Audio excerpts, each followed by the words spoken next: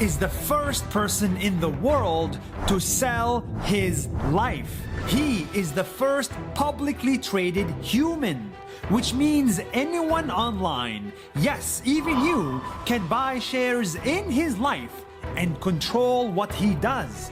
You can control what he wears and who he marries.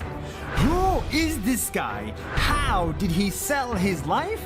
And did the internet force him to break up with his girlfriend? This is a true story. 7 years ago, before Nas Daily, I came across a guy who was selling shares in himself online, just like a stock market. It was the strangest thing I had ever seen. So I chased him down. Let's go! To tell you his story. From Arizona, United States of America, I introduce you to Mike. Hi Nas Daily, I'm Mike, and I'm the first person to sell myself on the internet. You see, Mike used to be a regular guy. His dream was to build a successful business. But that failed.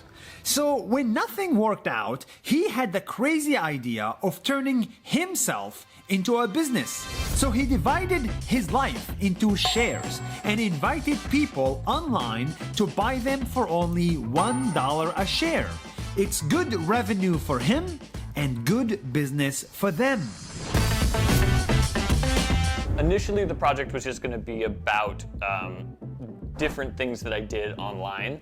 And what happened was it became very clear, very early on, that the shareholders wanted control of my personal life. And so probably within the first, 3 months of launching the project, I started giving them that control over my personal decisions.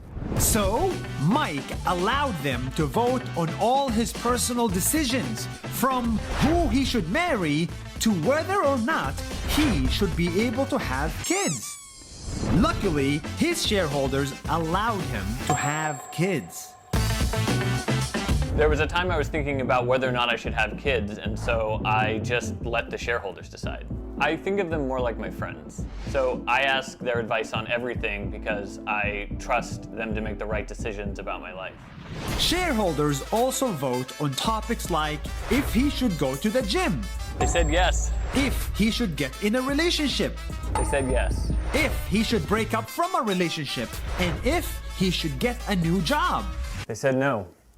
I've been a longtime Democrat, but my shareholders wanted me to become a Republican because it's more business friendly. So I couldn't say no, spent a few years as a Republican, and then eventually had to give that up. He does not agree to all results. Sometimes the people who own his life and own shares in his life have a different opinion.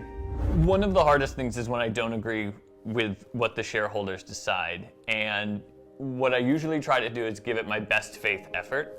Sometimes that fails. It results in me not doing what I said that I would try to do based on their vote, but I try to always give it my best. At the end of the day, he has more than 1,000 shareholders from all around the world.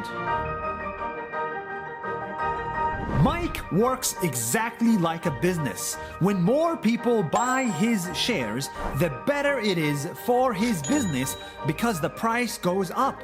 The shareholders make profit off of him, and he makes profit off of them. It's a win-win. In fact, I myself have bought his shares years ago and made a quick profit of $20. As the community grows, I do have my fears. Like, what if future investors are not as understanding and end up making the wrong decisions for me? But I have faith in people. So far, he's been doing this for 13 years, and life has never been better for him. Mike may be crazy, he may believe too much in capitalism, but at the end of the day, he's free to do whatever he wants with his life. And if he wants to legally share it with others, then so be it.